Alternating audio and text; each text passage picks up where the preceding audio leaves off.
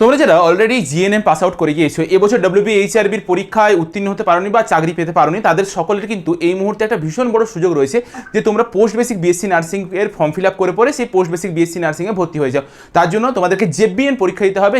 তোমার যেটা পোস্ট বেসিকের জন্য এন্ট্রান্স এক্সাম হয়ে থাকে, যেটা West Bengal joint entrance board conduct করে থাকে, সেই পরীক্ষার কিন্তু তারিখ প্রকাশ পেয়ে গিয়েছে। কবে পরীক্ষা হবে, কবে থেকে ফর্ম ফিল আপ হবে, সেই নিয়ে আমরা একটু আলোচনা করে নেবো।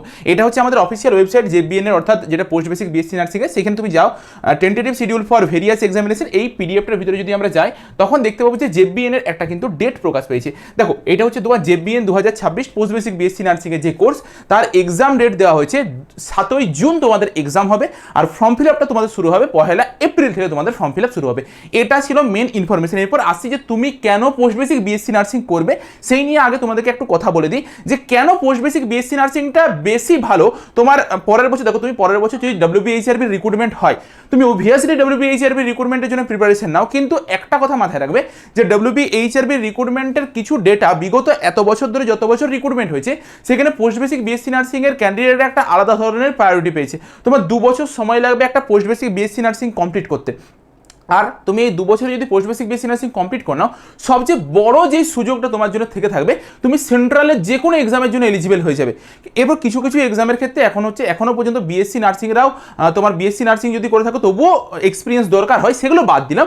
বাদ বাকি ম্যাক্সিমাম পরীক্ষার জন্য তুমি এলিজিবল হয়ে যাবে। যেগুলো তোমাকে এলিজিবল হওয়ার জন্য একটা 50 বেড বা 100 বেডের হসপিটালে তোমাকে 2 বছরের এক্সপিরিয়েন্স থাকতে হবে। সেটা তোমাকে 2 বছর এক্সপিরিয়েন্স ওদিকেও করতে সময় লাগতো, আর তোমাকে এই দিকেও কিন্তু তুমি 2 বছর জাস্ট পোস্ট বেসিক বিএসসি নার্সিংটা করে পরেই সেন্ট্রালের জন্য এলিজিবল হয়ে যাবে। অর্থাৎ একটা বিএসসি নার্সিং স্টুডেন্টরা যা যা করতে পারতো, যা যা ফর্ম ফিল আপ করতে পারতো, তুমিও সেগুলোই ফর্ম ফিল আপ করতে পারবে।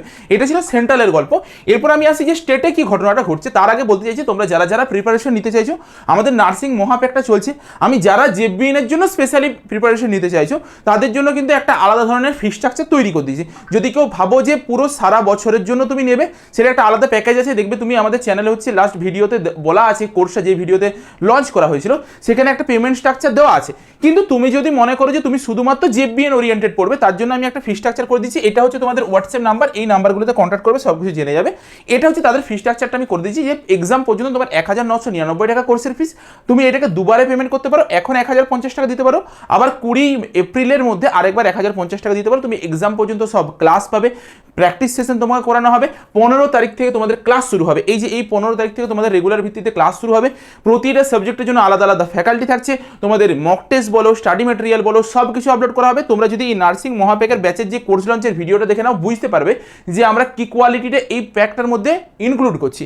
এরপর এই কোর্সটার দাম হচ্ছে 3499 টাকা, ঠিক আছে? তো তুমি যদি এইটা পেমেন্ট করে দাও, তুমি সারা বছর ধরে একটা গোটা বছর তোমার কাছে ভ্যালিডিটি থাকবে। মানে তুমি ধরো আজকে কিনলে, পরের বছরের আজকের ডেট পর্যন্ত তোমার কাছে ভ্যালিডিটি থাকবে। তার মধ্যে যত ধরনের এক্সাম আসবে, সেটা তোমার এইচআরবির এক্সাম, ডব্লিউবিএইচআরবি যদি এক্সাম পড়ে, সেটাও কিন্তু আমরা তোমাকে এই প্যাকেজটার মধ্যেই কভার করাবো।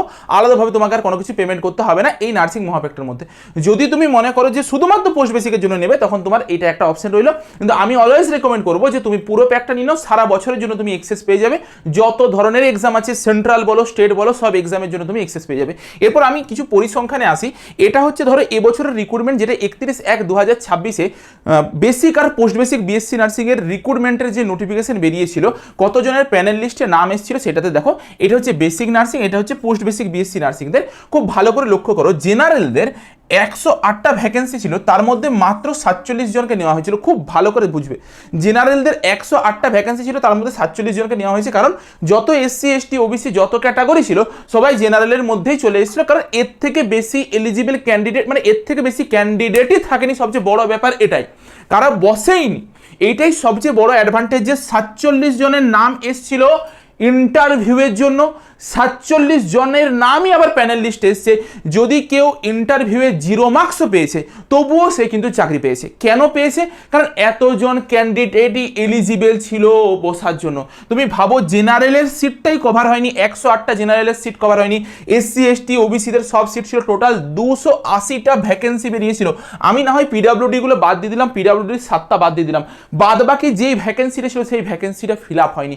যেখানে তুমি দেখো খুব খুব ভালো করে, এই যে এইখানে ভালো করে লেখো, পিডাব্লিউডি ক্যান্ডিডেটদের যদি সিটগুলো তুমি বাদ দিয়ে দাও, ঠিক আছে, পিডাব্লিউডির ক্যান্ডিডেটদের সিটটা বাদ দিয়ে দাও, বাদ বাকি 2800টা ভ্যাকেন্সির মধ্যে 1564 জনেরই রিক্রুটমেন্ট হয়েছিল, জেনারেলদের 628-এর মধ্যে 628, এইটা এসটিদের ক্ষেত্রে দেখো সম্পূর্ণটা ফিল আপ হয়নি, কারণ এতটা পর্যন্তই ক্যান্ডিডেট ছিল। ওই জন্য আমরা দেখেছিলাম যে 6 মার্কসেও একটা ক্যান্ডিডেট চাকরি পেয়েছে এই বছর বিএসসি নার্সিংয়ের ক্ষেত্রে, যেটা এএনএম জিএনএম এর ক্ষেত্রে যেটা ঘটেনি আর কি।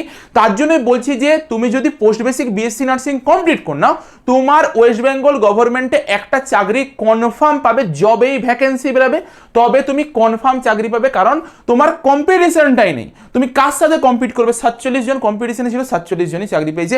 এতগুলো ভ্যাকেন্সি ফালতু পড়ে আছে, তুমি ভাবো প্রতিটা বছর এতগুলো ভ্যাকেন্সি ওয়েস্ট হয়, এতজন ক্যান্ডিডেট ভ্যাকেন্সি রয়েছে কিন্তু কেউ নেই যারা এইটা থ্রু দিয়ে অ্যাপ্লাই করবে। তার জন্য যারা নিজেদের মানে একাডেমিক নিয়ে একটু ডাউট আছো, নিজেদের পারফরমেন্স নিয়ে একটু ডাউটে আছো যে কি হবে, তারা অবশ্যই পোস্ট বেসিক বিএসসি নার্সিংকে একটা অপশন হিসেবে রাখবে। কিন্তু পোস্ট বেসিক বিএসসি নার্সিংয়ের একটা বাজে জিনিসকে এক্সামটা দেওয়ার জন্য তোমাকে একটা হিউজ অ্যামাউন্ট পেমেন্ট করতে হয়, যতটা অ্যামাউন্ট পেমেন্ট করে নেওয়া উচিত নয়, কিন্তু 3000 টাকা তোমাকে ফর্ম ফিল আপে লাগে। এরপর এটাতে ওয়েস্ট বেঙ্গল গভর্নমেন্টের দোষ দেওয়াও চলবে না, কারণ ওয়েস্ট বেঙ্গল গভর্নমেন্টের মানে এই যে পরীক্ষাও দেয়, খুব কম ছাত্রছাত্রী পরীক্ষা দেয়, 6000-5000-এর মতন ছেলেমেয়েরা পরীক্ষা দেয়।